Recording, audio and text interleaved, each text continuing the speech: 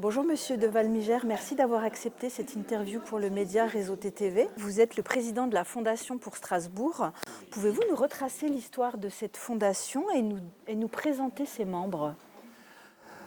Alors, l'histoire est très simple. J'ai toujours été un grand militant de ma ville.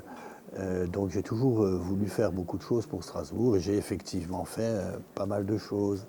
Et j'ai toujours travaillé en associatif, enfin dans le milieu associatif. Et le perpétuel problème, nous devons trouver nos propres moyens parce qu'on ne peut réellement faire quelque chose que quand on arrive à le financer. Et alors on a réfléchi, on a dit mais on va faire une fondation parce que si on a une fondation, on pourra solliciter des entreprises et on pourra récolter des fonds. Voilà comment est née la fondation. Alors elle est née il y a 9 ans. Nous on a travaillé sur le rôle européen de Strasbourg, donc le rôle européen de Strasbourg, et à travers son histoire. L'histoire de Strasbourg est une histoire européenne. Et voilà pourquoi on a créé cette fondation et comment. Alors les premiers compagnons étaient des amis. Je ne vais pas les citer tous, mais je vais citer ceux qui m'ont vraiment beaucoup aidé. Il y a mon copain, expert comptable, commissaire au compte Bernard Charly et sa compagne Monique Nuss, et puis Jean-Maurice Scharf, qui est bien connu dans le milieu immobilier d'une part et hôtelier d'autre part, qui ont été tous formidables. Alors, il y en a eu d'autres, hein. Et maintenant ça s'est renouvelé, il y a de nouvelles générations. Pouvez-vous nous parler des actions de la Fondation dont vous êtes le plus particulièrement fier? Ça, c'est très difficile parce que je suis fier de toutes. Je vais peut-être faire un bref historique. En 1262, la ville de Strasbourg s'est révoltée contre son évêque, virgule, qui était un gros voyou, parce qu'on croit aujourd'hui que ce sont des saints hommes, mais à l'époque, c'était les Borgias, et à Strasbourg, c'était pas mieux, c'était un sale type. Donc la ville se révolte, vire l'évêque, et se retrouve sans autorité. Celui qui avait mené la rébellion s'appelle Liebenzeller, et il crée une république. On est au Moyen-Âge. Hein.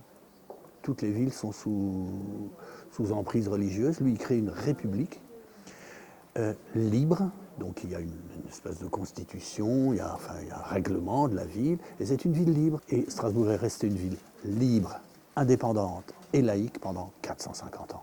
C'est à ce moment-là que Strasbourg a acquis son rôle européen, parce que comme c'était une ville libre, eh bien, il y avait un vent de liberté qui soufflait. C'est pour ça que Gutenberg est venu inventer l'imprimerie à Strasbourg. Gutenberg est un Allemand de Mayence.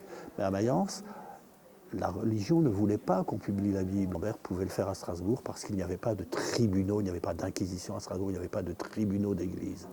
À Strasbourg, on pouvait disséquer un cadavre pour faire avancer la médecine. C'était interdit dans le reste de tout l'environnement.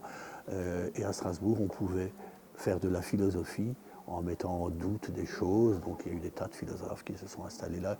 Personne ne mettait en cause l'existence de Dieu à cette époque-là, mais mettait en cause les éléments de la Bible. Est-ce que Jésus est le Fils de Dieu? Est-ce que Marie est vierge?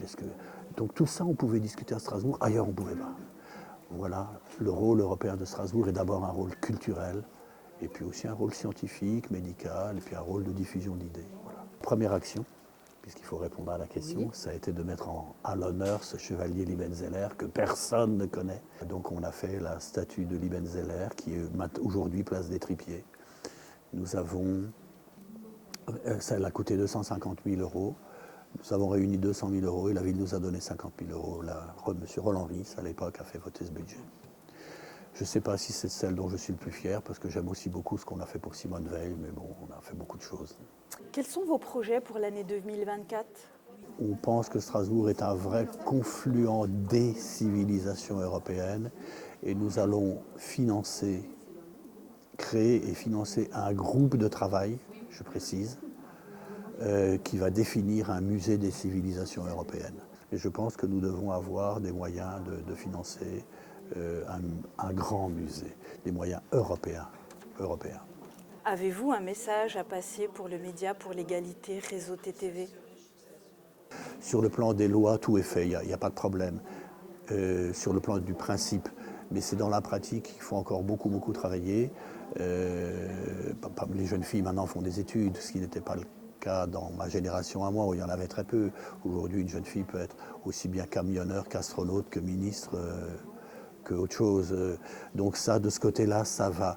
Mais comment faire passer ça dans la pratique et comment, notamment dans certains milieux, mettre plus en valeur le rôle des femmes, mais des petits. Donc le message serait plutôt comment faire passer toutes ces belles idées dans la pratique. Merci beaucoup pour cette interview Merci, et Sabrina. longue vie à la Fondation pour Strasbourg. Merci Sabrina.